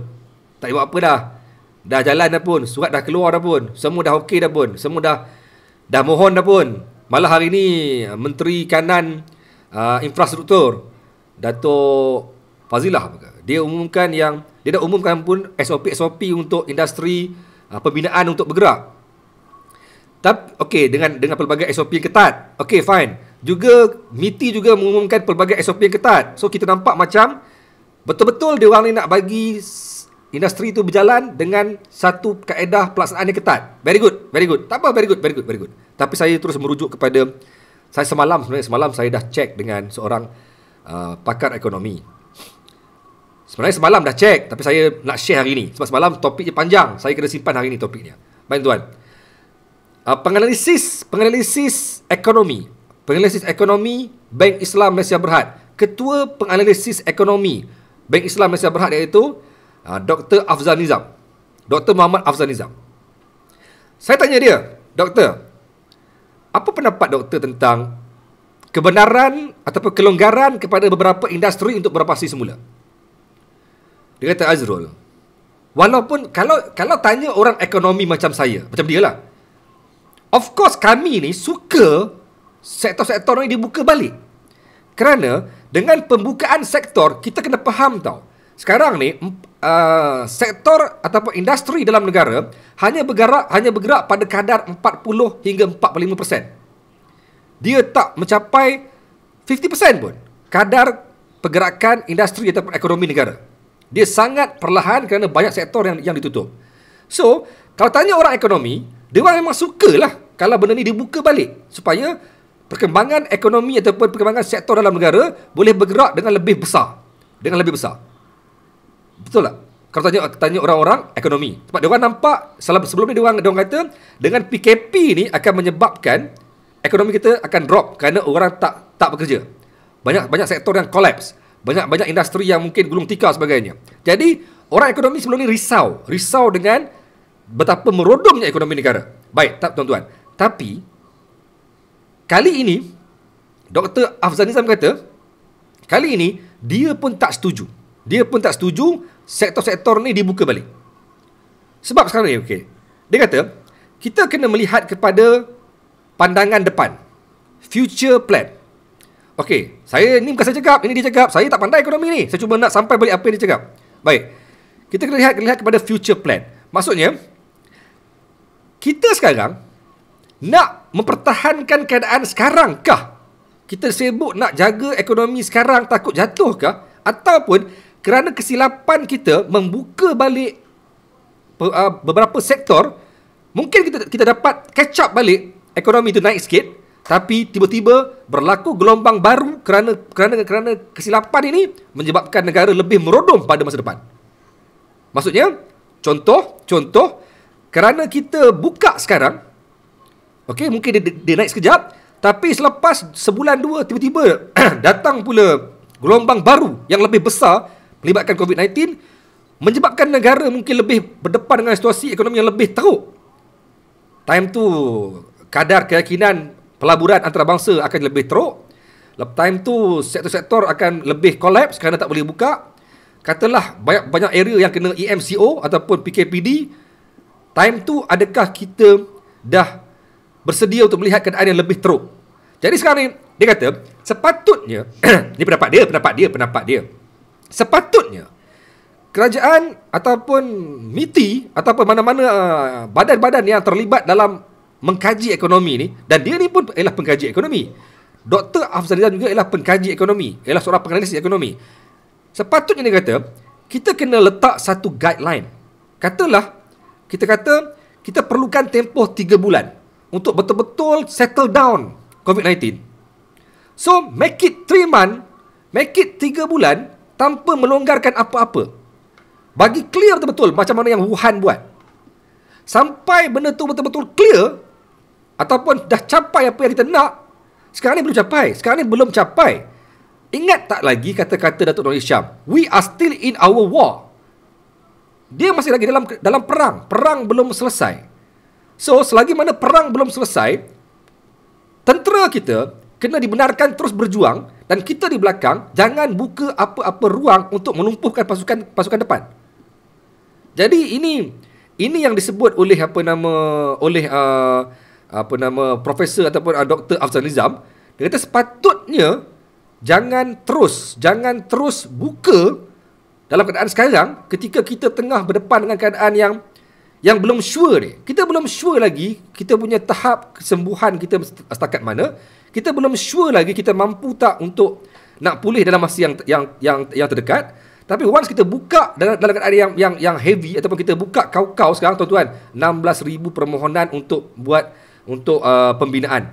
90,000 permohonan untuk mula kembali bekerja. Once kita buka benda tu, sama juga kita akan mungkin membuka ruang kepada mungkin new cluster ataupun mungkin new wave. Time tu, adakah kita bersedia untuk tengok kita punya ekonomi akan lebih bodoh apabila semua sektor ditutup balik? Apabila contohnya, sekarang ni kita nampak essential service boleh buka kan? Sekarang nampak essential service boleh buka, kita nampak media pun boleh bekerja sebagainya. Katalah keadaan kita semakin teruk, ataupun kembali teruk, ataupun datang balik new wave. Adakah kita nak tengok mungkin media pun tak boleh kerja, duduk di rumah, ataupun mungkin pekerja di kebun pun tak boleh pergi kebun. Maksudnya full lockdown. Singapura tengah buat tuan-tuan. Betul, Singapura tengah buat. Sekarang ni Singapura dia dah pakai istilah circuit breaker. Maksudnya pemutus rantaian. Dan difahamkan Singapura sekarang tengah nak laksanakan lebih serius, sampaikan lebih banyak sektor akan ditutup.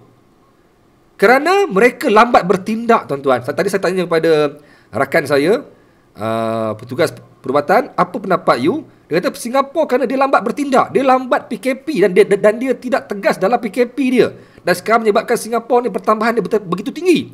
800,000 lebih sehari tuan-tuan. Dan sekarang baru Singapura nak buat.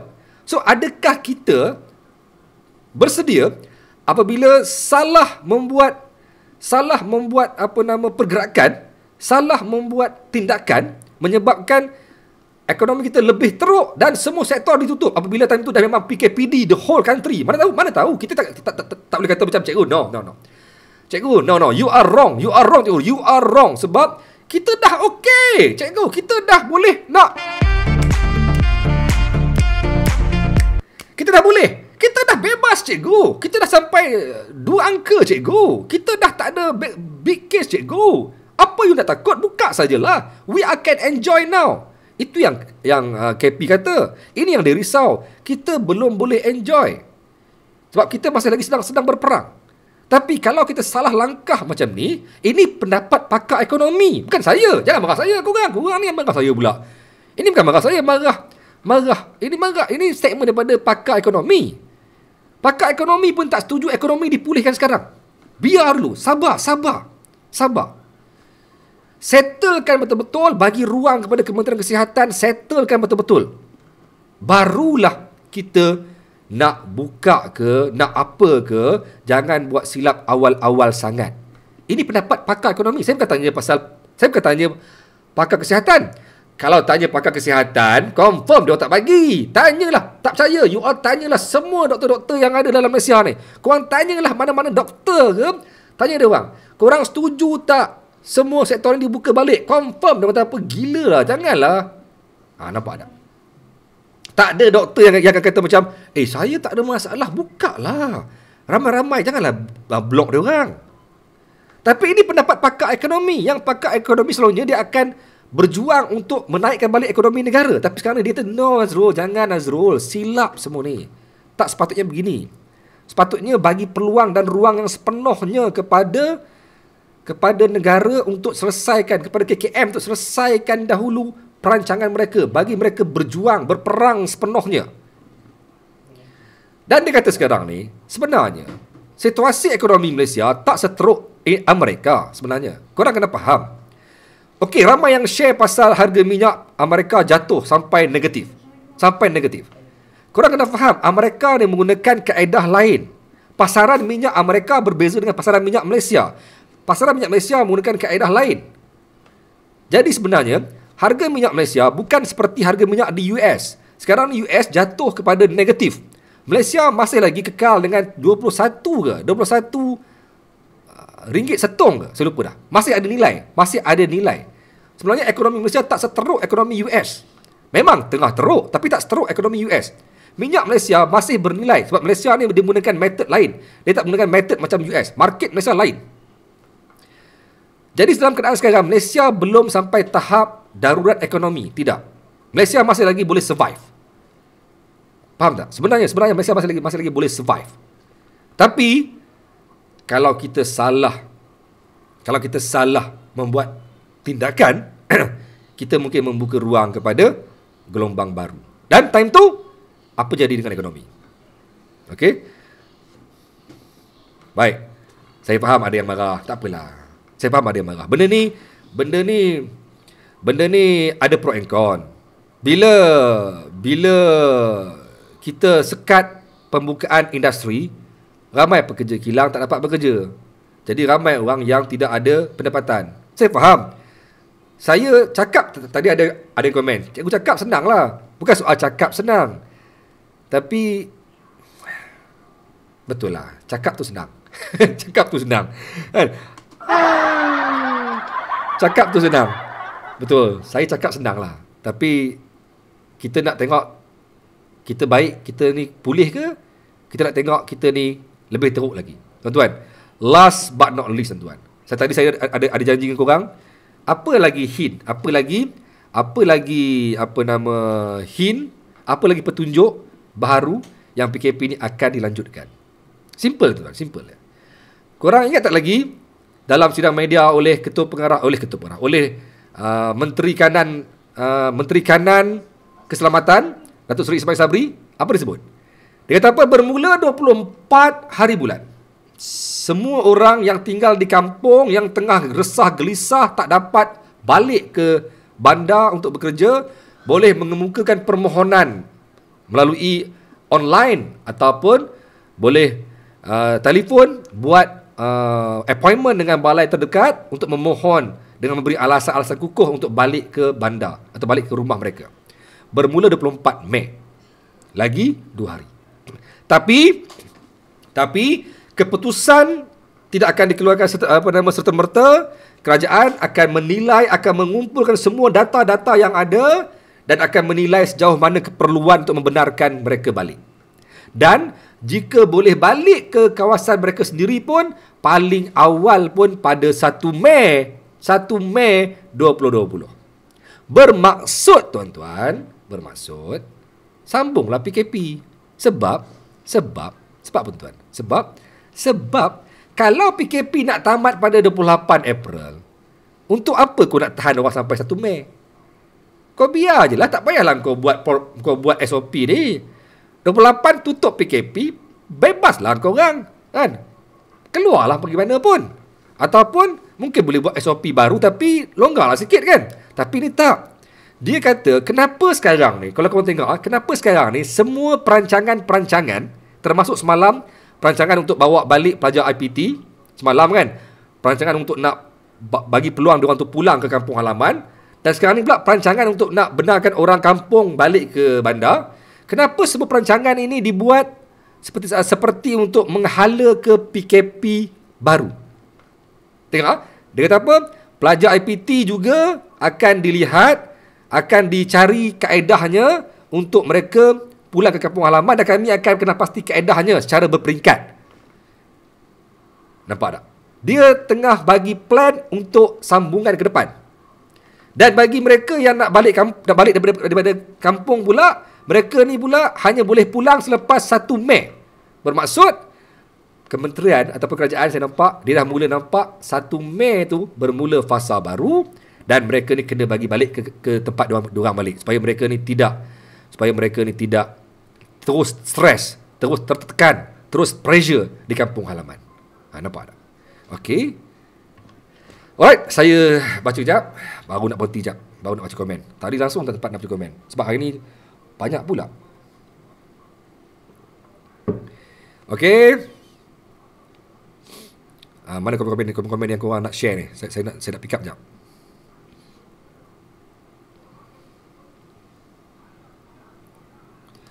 Saya Taib Ridon. Saya yang marah cikgu, isteri saya dah kena kerja esok. Kilang jahit baju je. Kilang dekat 600 bekerja.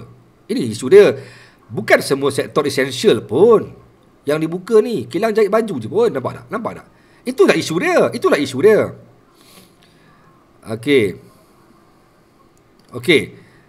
Syahrul Izwan Murtada, ekonomi slow, kurang demand. Kalau Malaysia open ekonomi tapi negara serantau masih close atau lockdown, standby je, okey? Betul juga.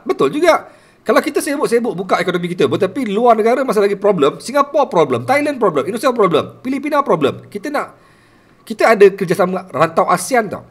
Once kita ada kerjasama rantau ASEAN, kita tak boleh nak sekadar stand alone. Tak boleh stand alone. Kita kena juga mendapatkan juga bantuan daripada lain-lain negara. Dan kita kena support diorang juga. Faham tak? Okey. Lagi komen. NZR Center. Susah sekarang, ada bantuan susah. Kemudian ada lagi ke bantuan kerajaan nak bagi. Biarlah menangis sekarang, jangan sampai menangis kemudian hari. Kerajaan dah bagi bantuan untuk 6 bulan sebenarnya. 6 bulan, 3 bulan sebenarnya. Tapi memang saya faham, bantuan yang dapat tak cukup pun. Mana cukup? Kalau dapat 1,000 sebulan pun tak cukup. Tak cukup pun. Kan? Tapi apa nak buat? Kita nak lagi jauh ke? Kita nak berhenti bulan 5 ke? Bulan 6 ke? Ataupun kita nak berhenti tahun depan? Lagi naya kan? Sekarang belum ada sebarang petanda pun yang COVID-19 akan reda. Tak ada. Negara luar masih teruk. That's why tadi saya tanya pada petugas kesihatan. COVID-19 ni dah okey ke? No, belum. Ini pandemik. Maksudnya selagi mana seluruh dunia belum selesai, COVID-19 belum selesai. Mungkin negara kita okey, tapi bila okey, anytime boleh kena balik. Anytime boleh datang melonjak balik apabila ada kes baru datang daripada overseas. That's why ini belum selesai. Ini belum selesai. Sebab negara luar masih lagi heavy, tuan-tuan. Okey. Mana lagi? Baca lagi dua komen. Sebab tu bazar tak ada, cikgu. Muhammad Azwar Ibrahim. Sebab tu mungkin PKP dilanjut lagi. Betul juga, sebab itulah juga. Tak, senang cakap lah. Orang kita ni kalau kita bagi can diorang yak ye masa bulan Ramadan ataupun raya, tak adanya. Bagai itik lepas kandang. Dia kan dia akan ambil peluang punya, tuan-tuan. Baik. Saya baca komen sambil saya buka lagu lah untuk nak penutup kita punya live pada malam ni. Kita buka lagu sambil kita baca komen. Tak syok lah sambil duk tengok korang punya tengok muka saya je kan. Bosan pula kan. Alright. Dengar lagu sambil kita baca komen.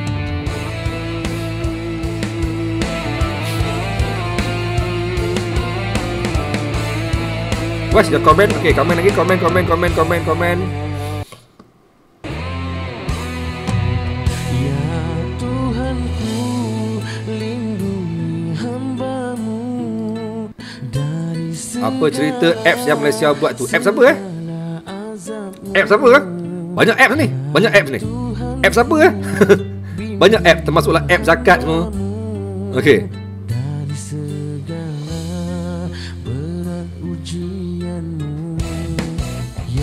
Mana lagi komen. Muhammad Senior, Muhammad SR Khairul. Relax lah, ekonomi negara kita akan alami depression ekonomi sebab kita masih ada result luar negara. Tak akan alami. Betul, kita ada result. Tapi lah, betul lah Muhammad Khairul pun. Orang yang kerja kilang mana kena buang kerja, macam mana?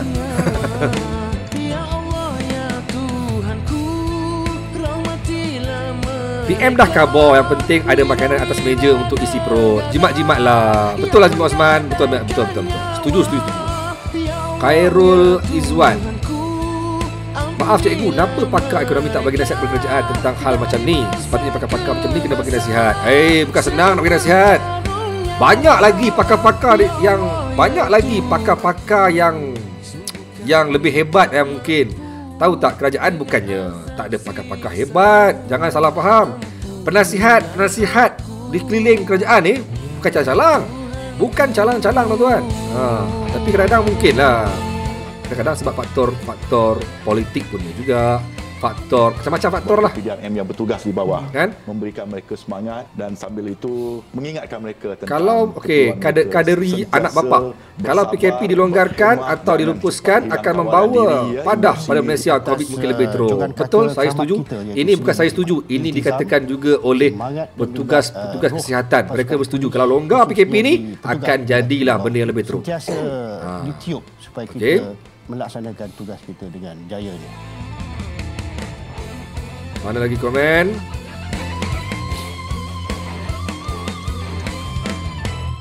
PKP disambung lagi, memang pasti. Uslalan, confirm dia.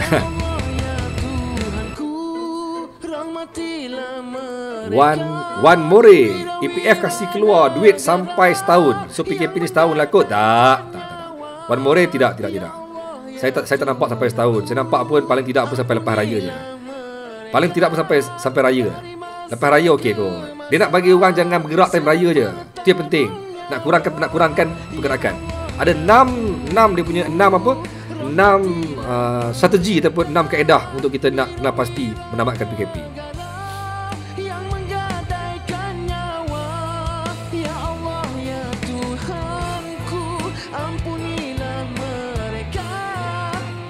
Mana lagi komen yang saya ambil ni?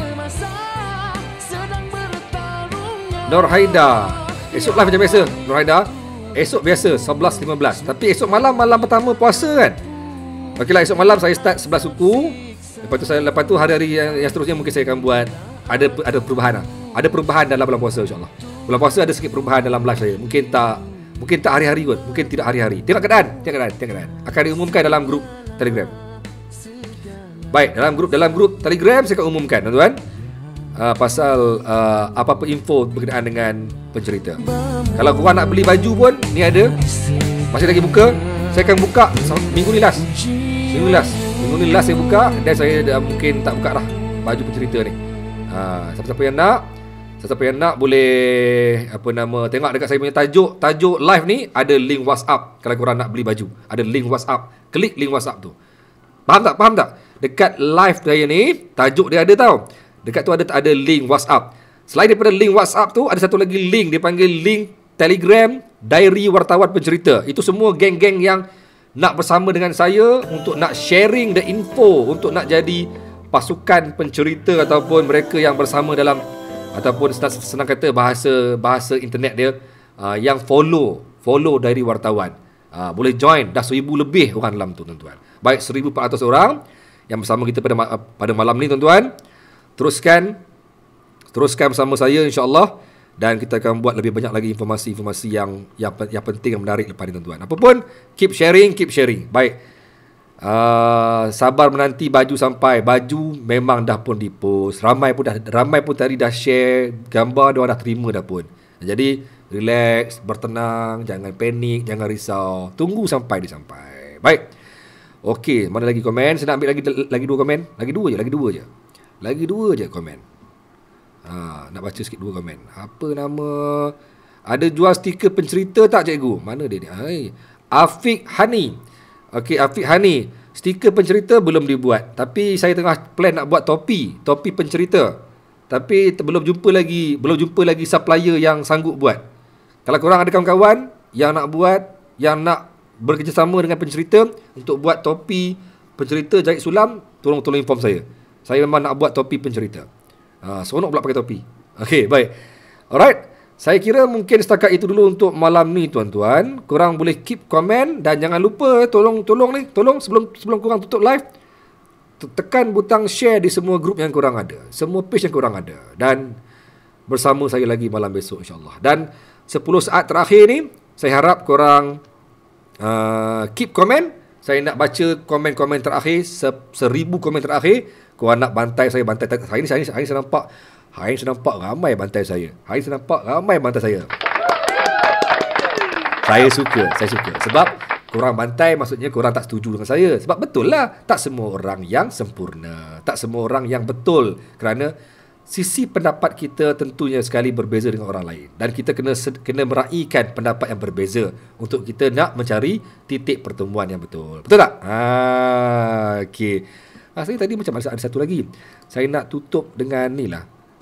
Dengan satu video yang di-share oleh anak murid saya dalam Facebook dia. Sedap video ni tuan-tuan. Sempena bertemu Ramadan. Jom kita dengar, jom kita sama-sama tonton video pendek ni. Pendek je. Pendek tuan-tuan, pendek je.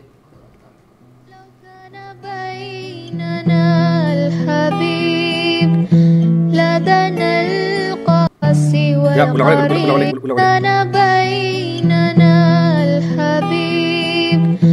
لدنا القاسي والقريب من طيبة قبل المغيب طالبا قرب الحبيب بقربه النفس تطيب وتدعو الله فيجيب أنوار طه لا تغيب بلغنا لقاه يا مجيب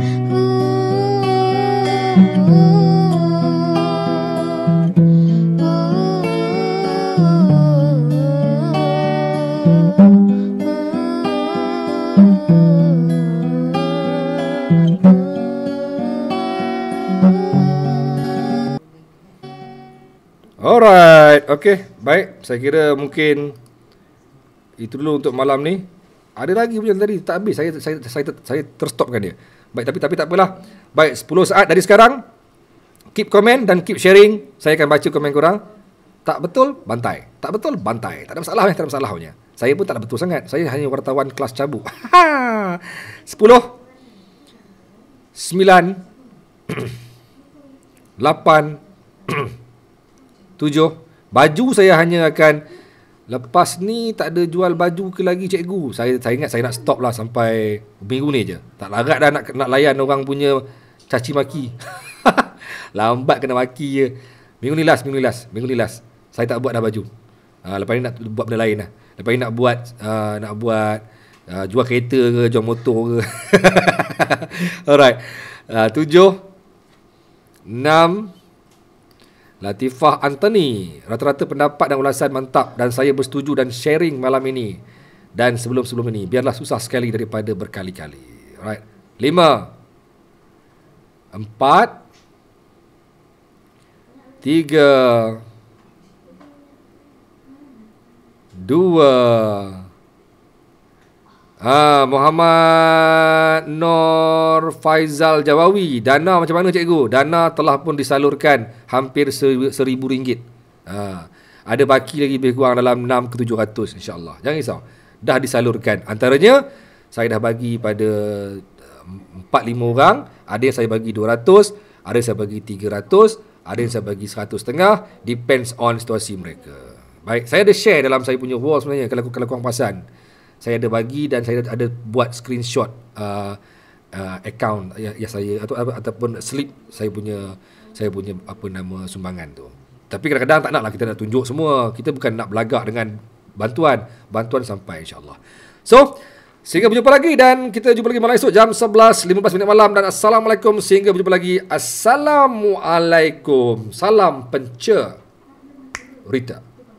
Okey. Follow pencerita, support pencerita dan jangan lupa bersama dengan semua platform anda pencerita. Terbaik.